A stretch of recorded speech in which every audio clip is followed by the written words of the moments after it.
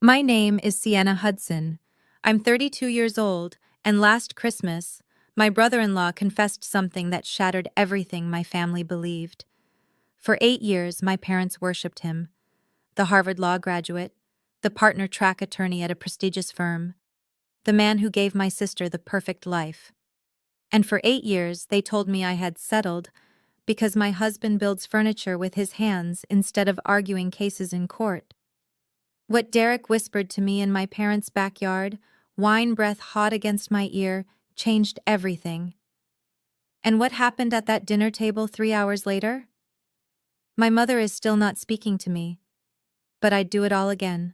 Before I tell you exactly what he said and why my sister is finally free, please take a moment to like and subscribe, but only if you genuinely connect with this story. Drop where you're watching from and your local time. I want to know who's spending their evening with me. Let me take you back to where it all started. The Thanksgiving when I first brought Marcus home. 5 years ago, Thanksgiving. I remember the weight of Marcus's hand in mine as we walked up my parents' driveway. He carried a rocking chair, hand-carved walnut, 3 months of work in every curve and joint. My mother opened the door. Her smile flickered when she saw him. "You must be Marcus." She looked at the chair. "Oh, that's rustic. Derek got Linda a Cartier bracelet last month." I felt Marcus's fingers tighten around mine, just briefly. Then he relaxed. "It's nice to meet you, Mrs. Hudson." My father appeared behind her. He shook Marcus's hand the way you'd shake hands with a salesman you didn't trust. "So, carpentry," Dad said. "Is that sustainable? Do you have a 401k?" Before Marcus could answer, a black Tesla pulled into the driveway. My sister Vivian stepped out, blonde hair perfect, designer coat draped over her shoulders. Derek followed, tall, polished, every inch the successful attorney. My mother transformed. "There they are!" She rushed past us to embrace Vivian. "Derek, you look wonderful. How's the firm?" "Partner track," Derek said, flashing white teeth. "Should know by spring." Dad clapped him on the back. "That's my boy." I watched Marcus set the rocking chair in the corner of the living room. No one mentioned it again that night. But here's the thing. 5 years later, that chair sits in my mother's reading nook. She uses it every single day. She's never once admitted it's the most beautiful piece of furniture in her house. That Thanksgiving was the first time I saw the pattern. I just didn't know how deep it went, or how much it would cost us all to finally break it.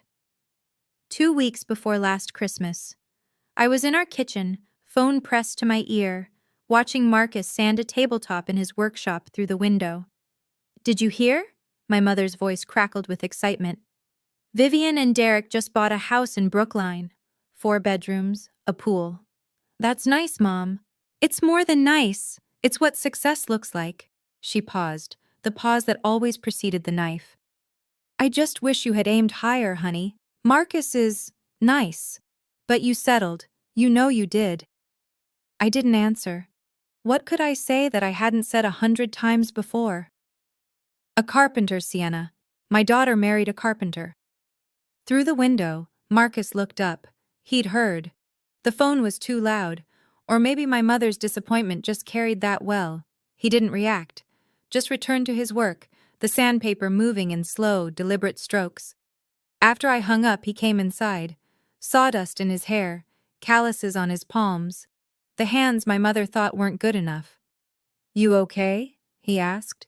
I nodded. We both knew it was a lie. That night, lying in bed, I stared at the ceiling. Marcus breathed steadily beside me, already asleep or pretending to be. What my mother didn't know, what none of them knew, was that Marcus had just been commissioned for a project that would make Derek's salary look like pocket change. But that's not even the part that matters. What matters is this.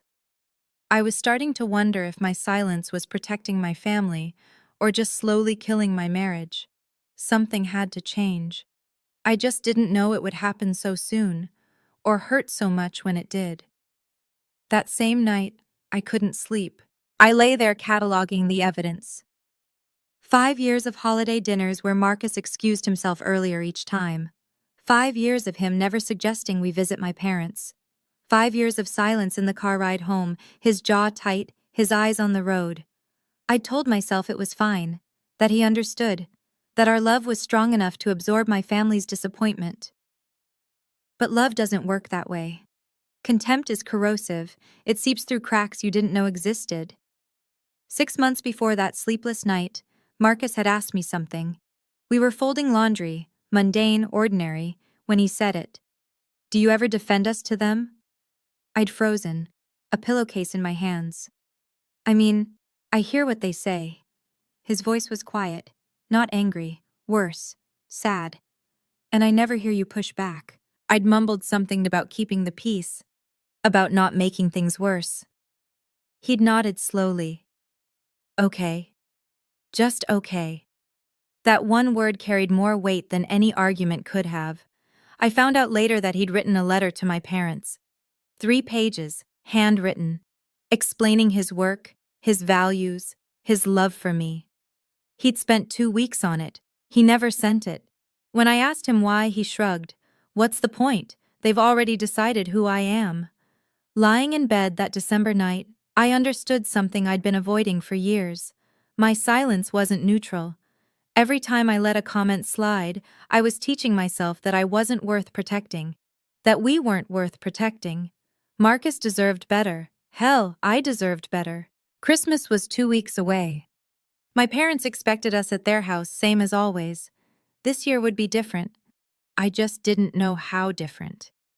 The next day at work, I sat across from a patient named Julie, 28 years old, trapped in a relationship with a man who criticized everything she did. "He says I'm too sensitive," Julie said, twisting a tissue in her hands. "That I can't take a joke."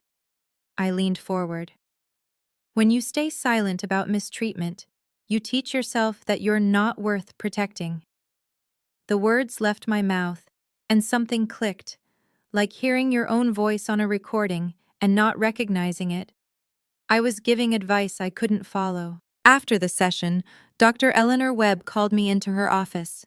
She was 58, silver-haired, and had been my mentor since my residency.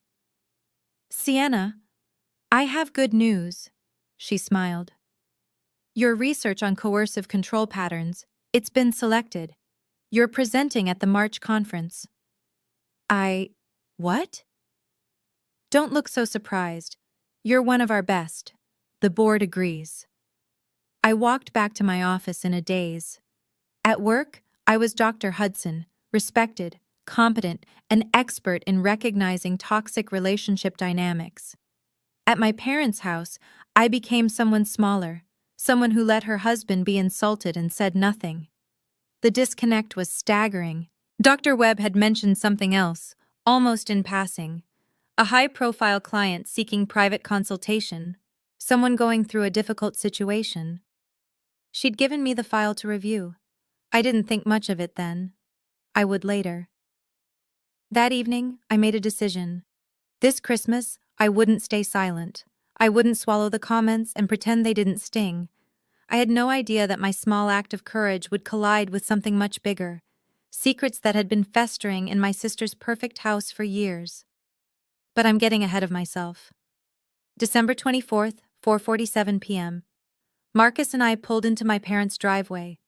Christmas lights wound around the porch railings. A wreath hung on the red front door, picture perfect, as always. "You ready?" Marcus asked. "No, you?" "Never am." He grabbed the gift bag from the back seat, a jewelry box he'd carved from reclaimed oak, mother of pearl inlay. 20 hours of work. I took his hand. "Whatever happens tonight, I'm on your side." He looked at me. Something shifted in his eyes. Surprise, maybe. Hope. "Okay," he said softly. Inside, the house smelled like pine and roasting turkey. My father sat in his armchair. My mother fussed with place settings. And there, arranged on the sofa like a magazine spread, were Vivian and Derek. My sister wore cream cashmere, diamond studs. Her smile was perfect, and somehow wrong, like a painting hung slightly off-center. Derek rose to greet us. Tall, confident, every hair in place. Little sister. He pulled me into a hug I didn't want. Still saving the crazies? My mother laughed. Derek, don't be mean. But she was smiling. Marcus extended his hand. Derek shook it briefly, the way you'd handle something unclean. Marcus, good to see you, buddy.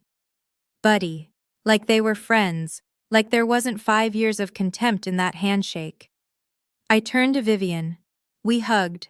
Her arms wrapped around me, quick, mechanical. When I pulled back, her eyes darted away. She was thinner, much thinner than Thanksgiving. And there on her wrist, partially hidden by a gold bracelet, was that a bruise? Before I could look closer, she turned away. I'll help Mom in the kitchen, she said. Something cold settled in my stomach, something I couldn't name yet. Dinner started at 6. The turkey was perfect. The conversation was a minefield. Derek won a huge case last month, my mother announced, passing the gravy. It was in the Boston Globe. Did you see it, Sienna? I didn't. You should have. Very impressive. She beamed at Derek. Tell them about it. Derek launched into a story about corporate litigation. Words like precedent and settlement floated across the table. My father nodded along, rapt. When Derek finished, Dad turned to Marcus. So, Marcus, business good? People still buying wood things? Marcus set down his fork. Custom furniture. Yes, business is great. Custom furniture. Derek swirled his wine. Must be nice. No deadlines, no pressure. Just sanding. There's pressure, Marcus said evenly. Different kind. Sure. Derek's smile didn't reach his eyes. I watched Vivian across the table. She'd cut her food into tiny pieces but hadn't eaten a bite. Her fork pushed the same sliver of turkey around her plate. Vivian, honey, you're so thin. My mother frowned. Derek, you need to feed your wife better. She's on a diet, Derek said.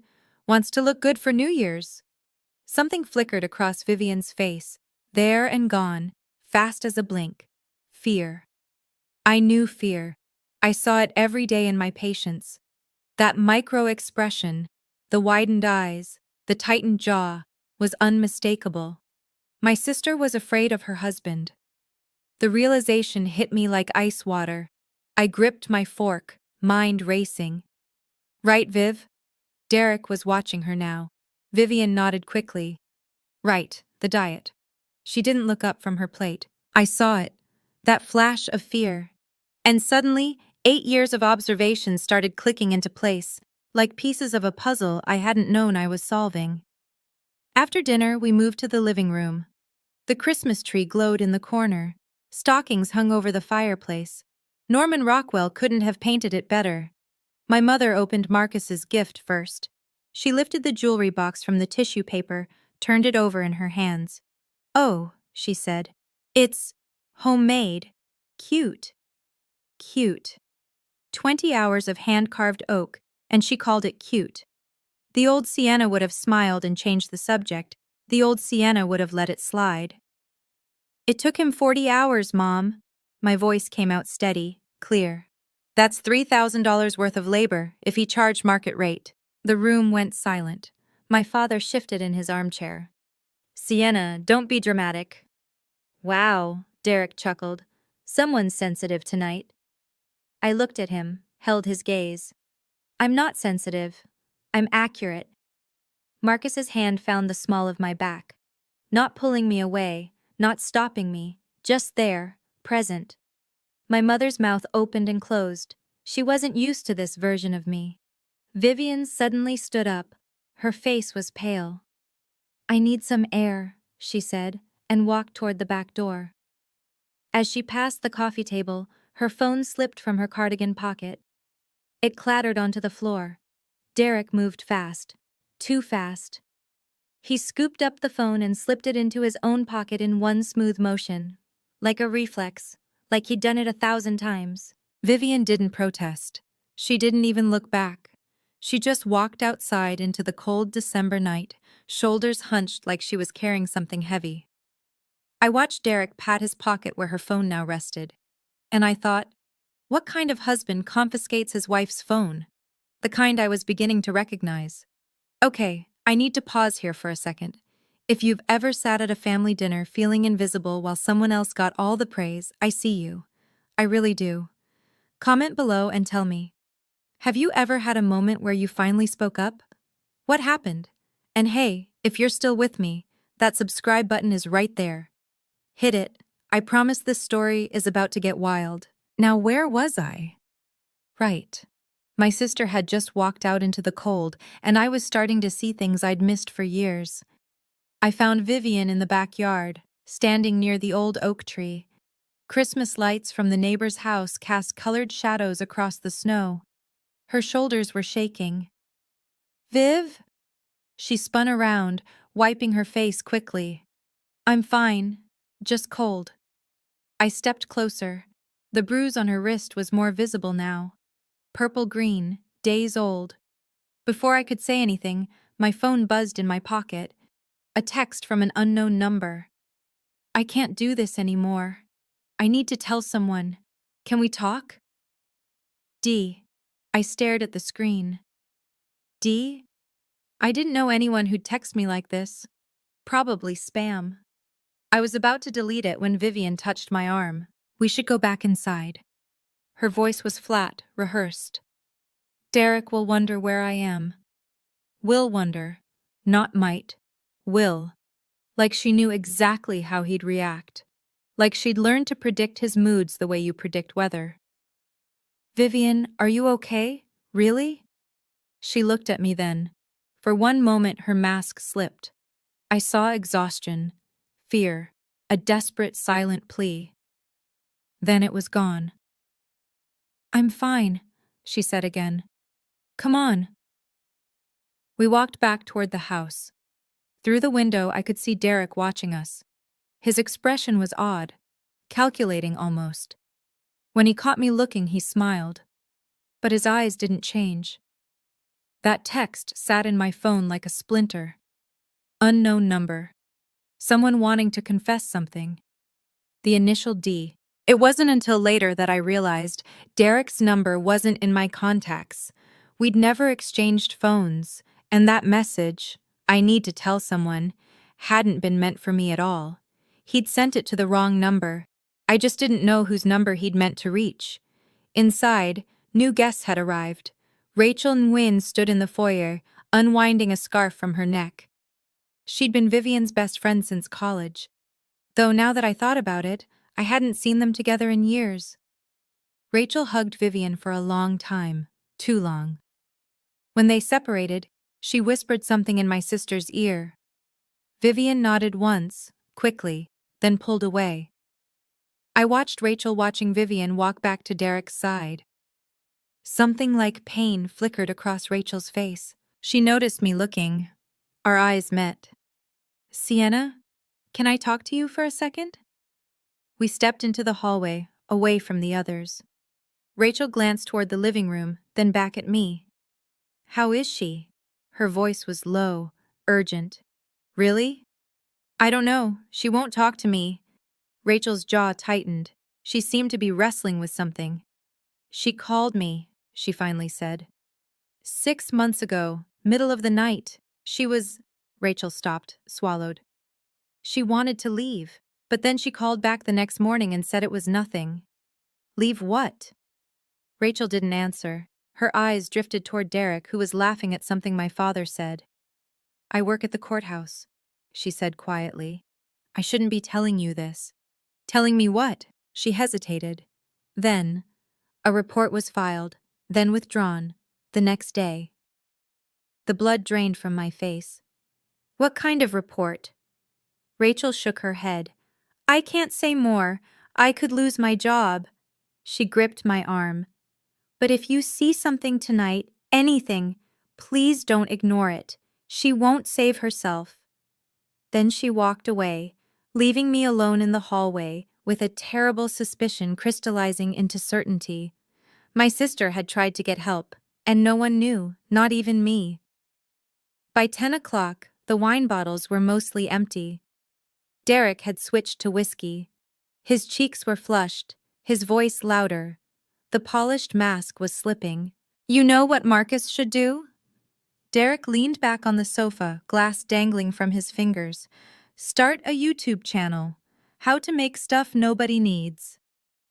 My father laughed. Actually laughed. My mother smiled apologetically. "Derek, stop." But there was no force behind it. Derek wasn't stopping. I mean, seriously, in this economy, making little wooden boxes? He gestured at the jewelry box, still sitting on the coffee table. "That's not a career. That's a hobby." Marcus said nothing. His face was carefully blank. "Derek." I kept my voice level. "Marcus runs a successful business." "Oh, honey," my mother sighed. "We've seen your apartment. If that's success..." "Let's be real here." Derek drained his whiskey. "My watch cost more than his truck." He held up his wrist. A Rolex glinted in the lamplight. The room fell silent. Everyone's eyes moved to Marcus. He stood up slowly, no anger on his face, just a tired kind of resignation I'd seen too many times. "I think I'll get some air," he said. He walked past me, past my parents, past Derek's smirk. At the hallway, he paused. Just for a second. I saw his shoulders drop, a small collapse, barely visible. In 5 years, I'd never seen Marcus look defeated. Until now. Something broke inside me, some last thread of patience, of keeping the peace, of maybe next time will be different. I looked at Derek, at my father, still chuckling, at my mother, who wouldn't meet my eyes, and I thought, no more, not tonight, not ever again. I didn't know I was about to tear my family apart. I only knew I was done watching them tear down my husband. "Enough!" I stood up. My voice cut through the room like glass breaking. My father frowned. "Sienna, sit down. You're making a scene." "I'm making a scene?" I heard myself say. "You just humiliated my husband in front of everyone, and you're laughing about it." "Oh, for God's sake." My mother pressed her fingers to her temples. "We're just worried about you. Derek and Vivian have a beautiful life. We want that for you too." Derek set down his glass. His eyes had a strange gleam, the look of a man who'd won every argument he'd ever started. "Let's be honest here." He spread his hands wide. "Your husband is a glorified handyman. There, I said what everyone's been thinking." "Derek," Vivian whispered, "maybe we should..." "Stay out of it." He didn't even look at her. Vivian flinched, a full-body flinch, like she'd been struck. Rachel, standing near the bookshelf, went rigid. She saw it too. My phone buzzed in my pocket. I ignored it. Then it buzzed again. I pulled it out. Same unknown number as before. "I'm sorry. That was meant for someone else. Please delete it. Please." Derek was watching me. His face had changed, the smugness replaced by something sharper, warier. He'd realized his mistake, but it was too late, because now I understood. That first text, "I need to tell someone," wasn't a cry for help. It was Derek trying to cover his tracks, trying to confess something to someone who wasn't me.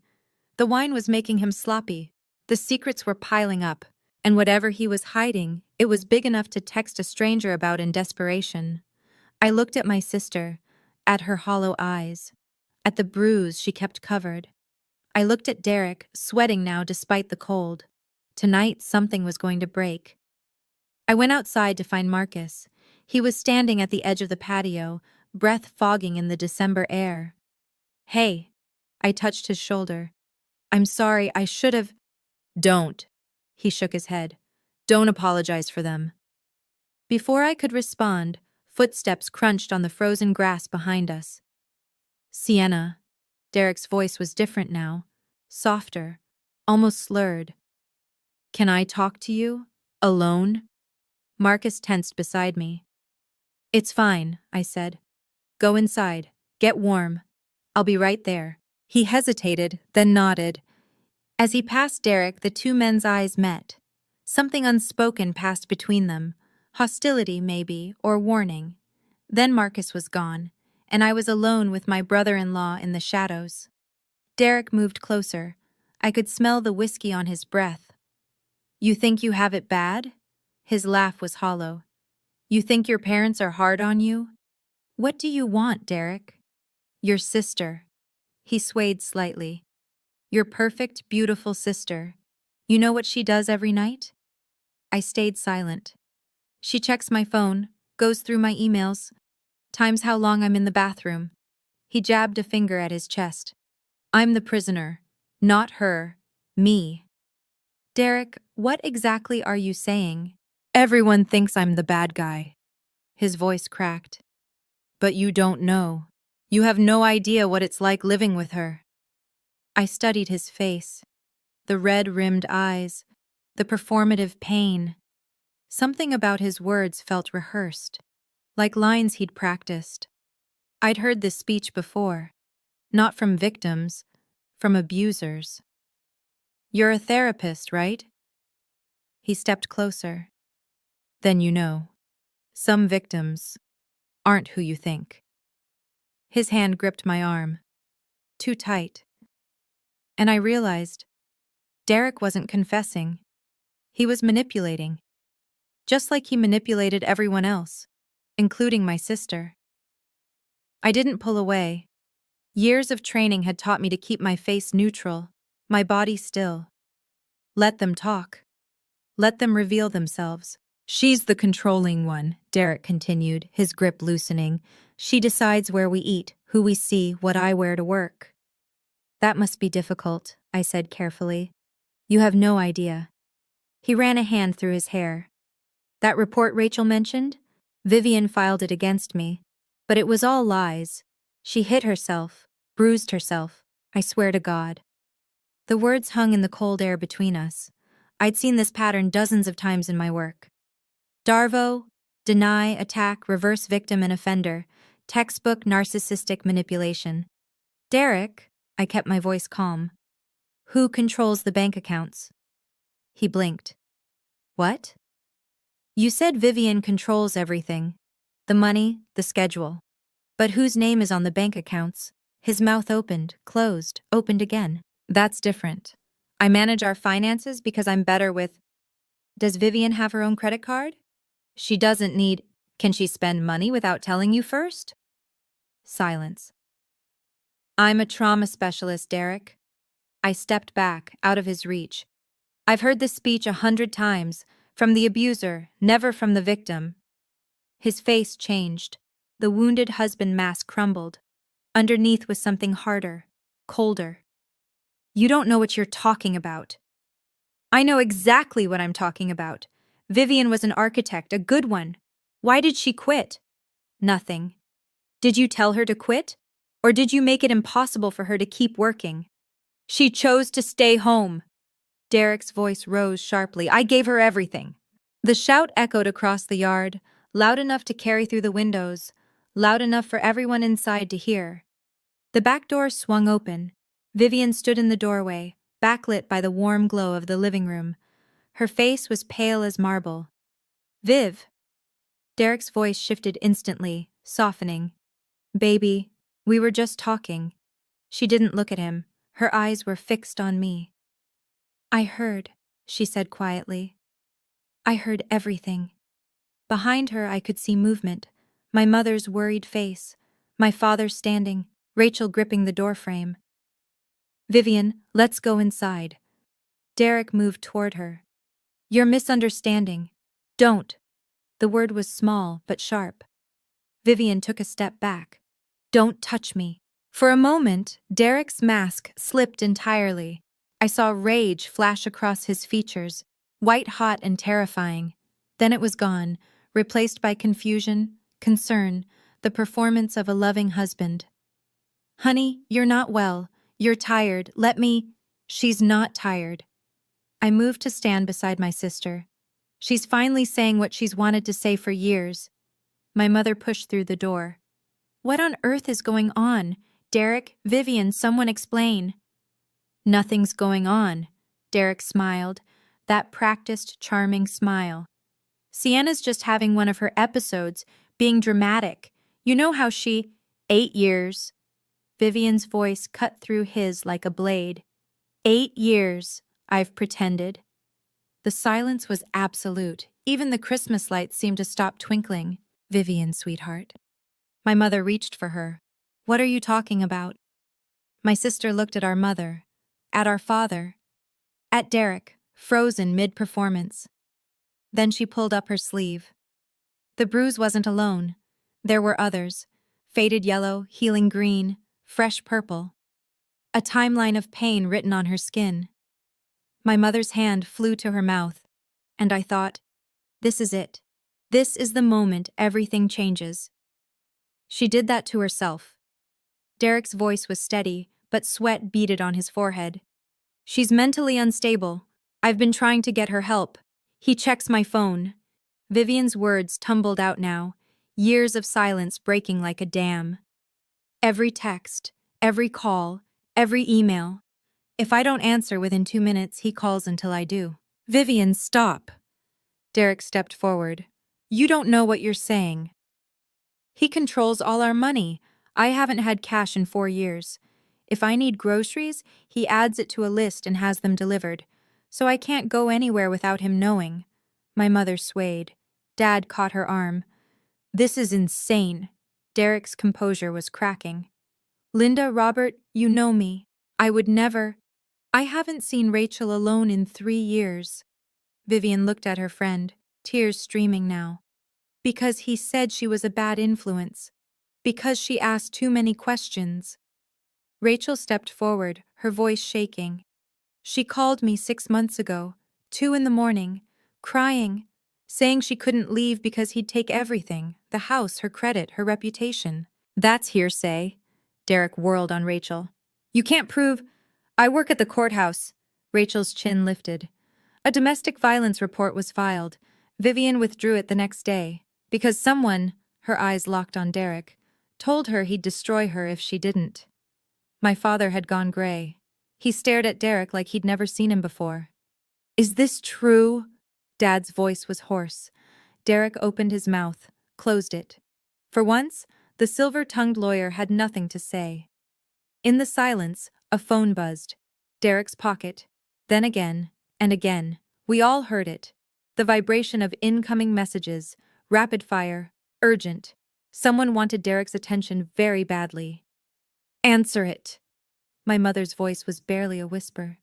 Answer your phone, Derek. His hand went to his pocket, hesitated. The phone kept buzzing, message after message. Who is it? Dad stepped forward. The respect he'd always shown Derek was gone, replaced by something harder. Who's texting you at 11 o'clock on Christmas Eve? Derek's smile flickered. Work, you know how it is. On Christmas Eve? Rachel crossed her arms. Pull it out, show us. For a moment, I thought he'd refuse. Then, perhaps calculating that refusal would look worse, he pulled out the phone. The screen lit up. Name after name scrolled past notifications. We need to talk, now.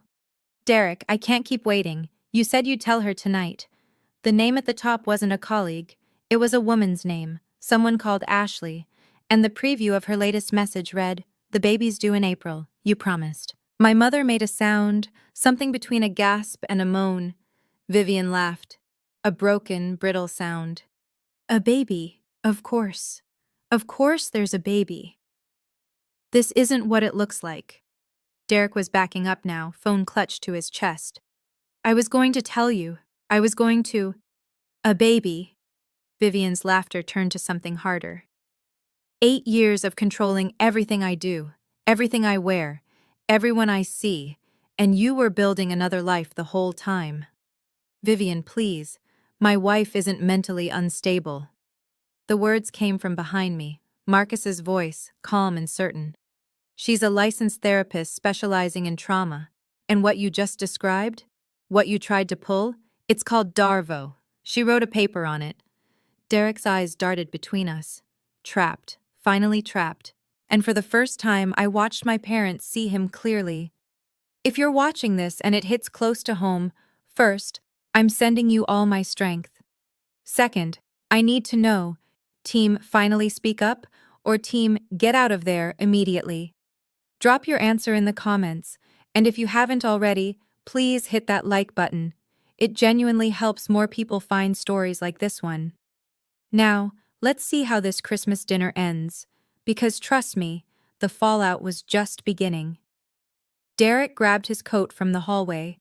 I don't have to listen to this. Vivian, we're leaving. No. The words stopped him cold. Vivian stood straighter than I'd seen her in years. Her voice shook, but it held. We're not leaving, you are. Vivian, be reasonable. I've been reasonable for 8 years. She stepped toward him. I've smiled at your partners, hosted your dinners, let you decide what I wore, what I ate, who I saw. I was reasonable when you made me quit my job, reasonable when you put me on an allowance like a child. Derek glanced at my parents, searching for allies. He found none. This is your choice, I said to Vivian. Not loud, not dramatic, just clear. Whatever you want to do, we'll support you.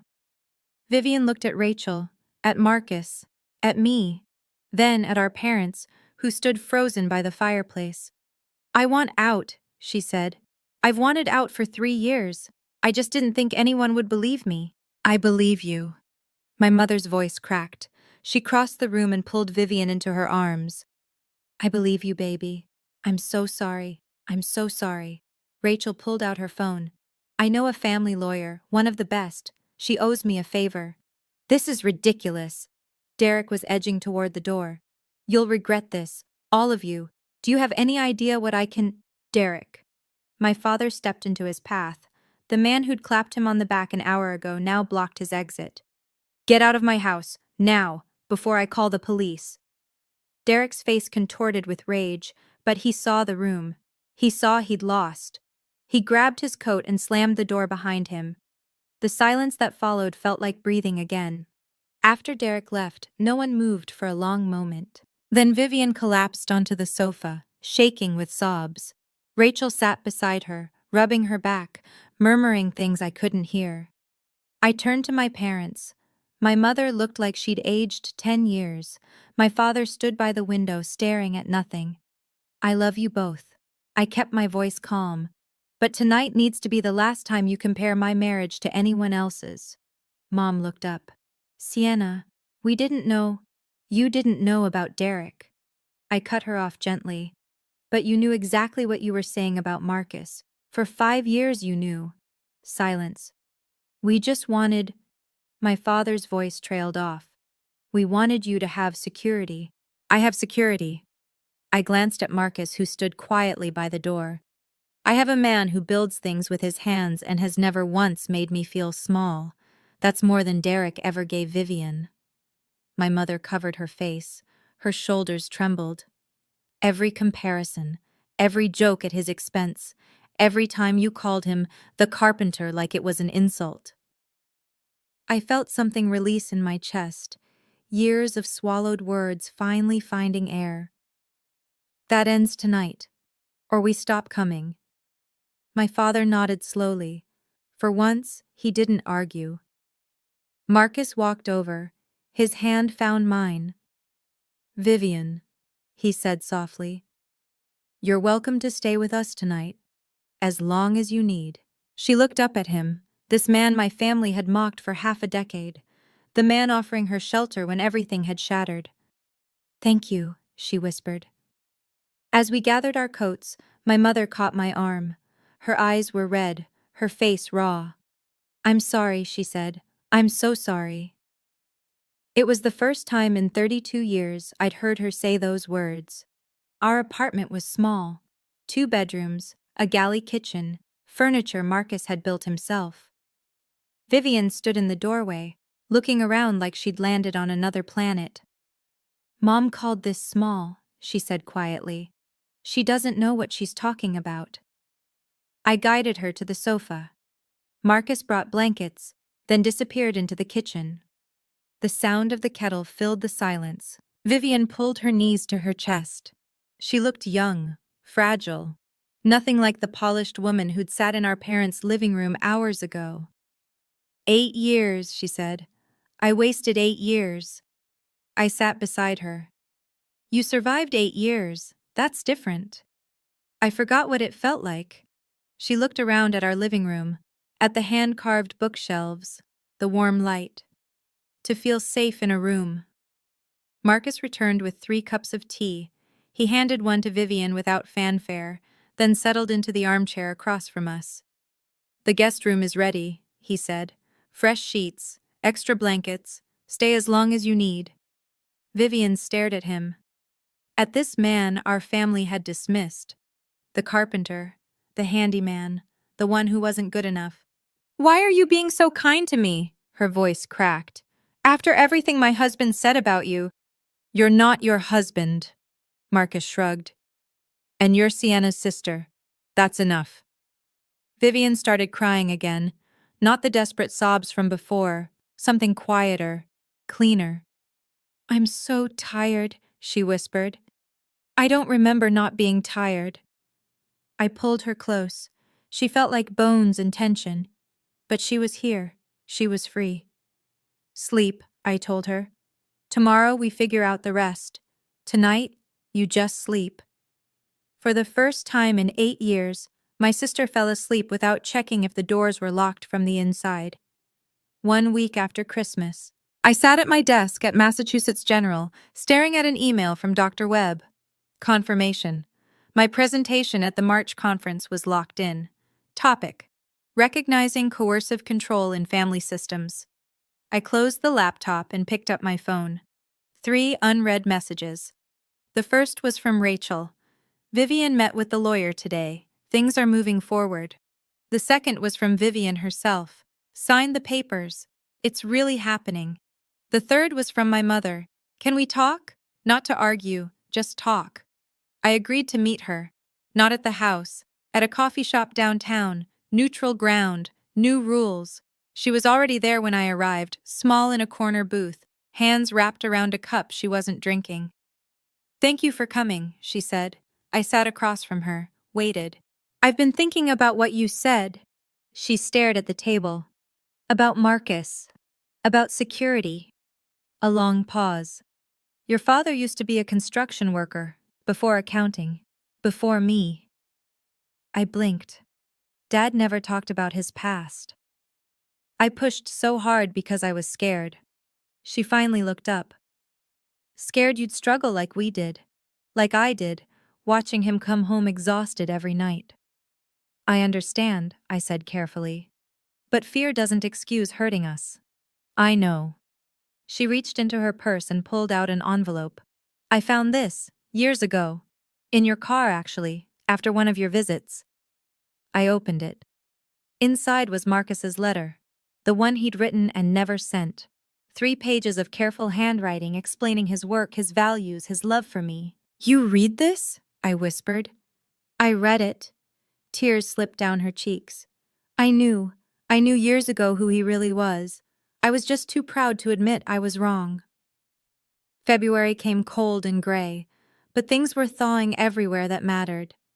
The rumors about Derek spread through Boston's legal circles like wildfire. Not because of us, we'd stayed silent. But Ashley, his mistress, hadn't.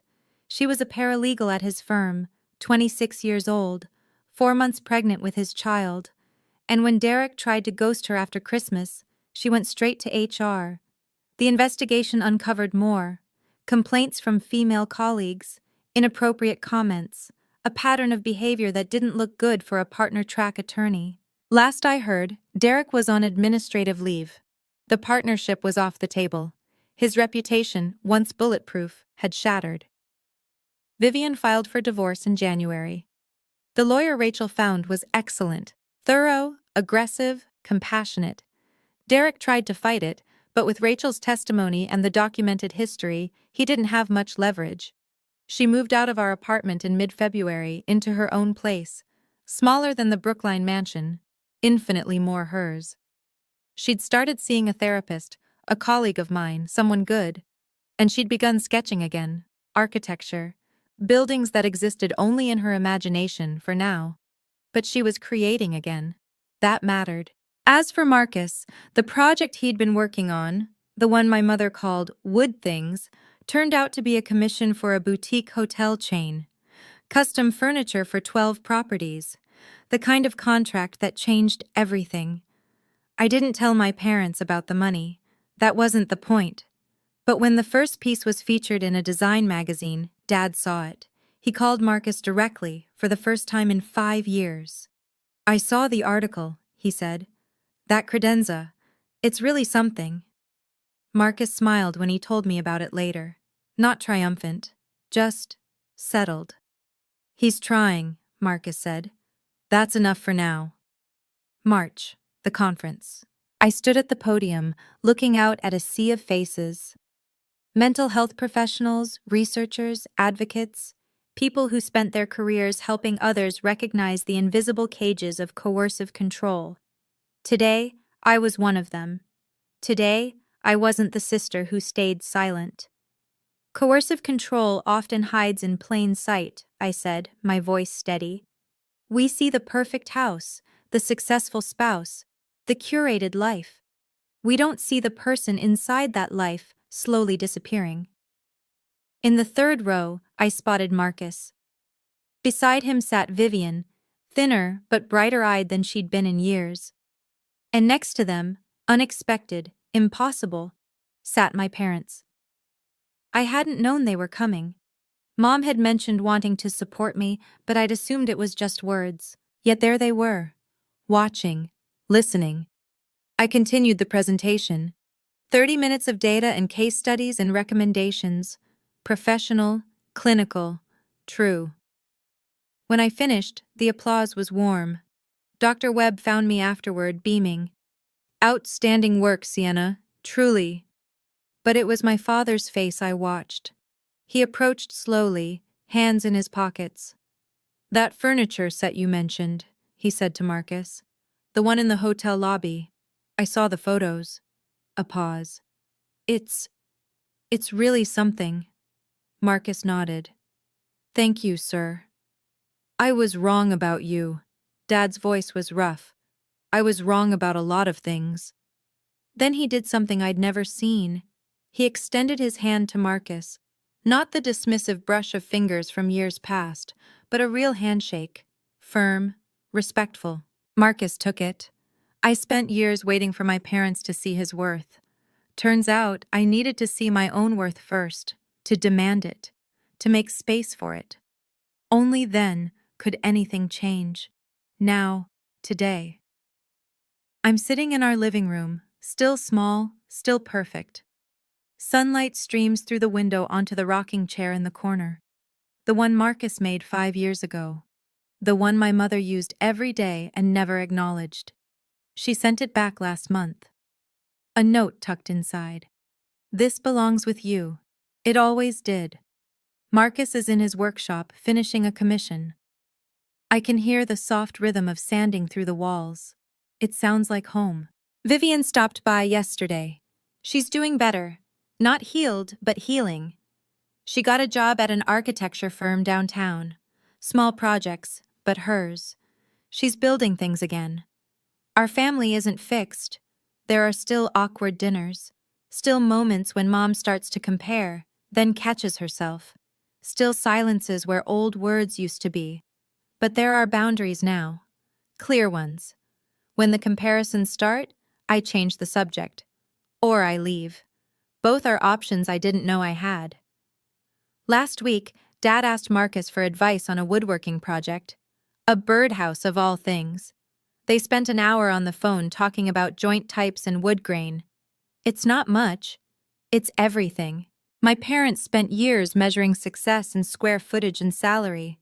They missed the only metric that matters. Does this person make you feel safe enough to be yourself? Marcus makes me feel safe. He makes me feel seen. That's worth more than any Rolex, more than any Brookline mansion.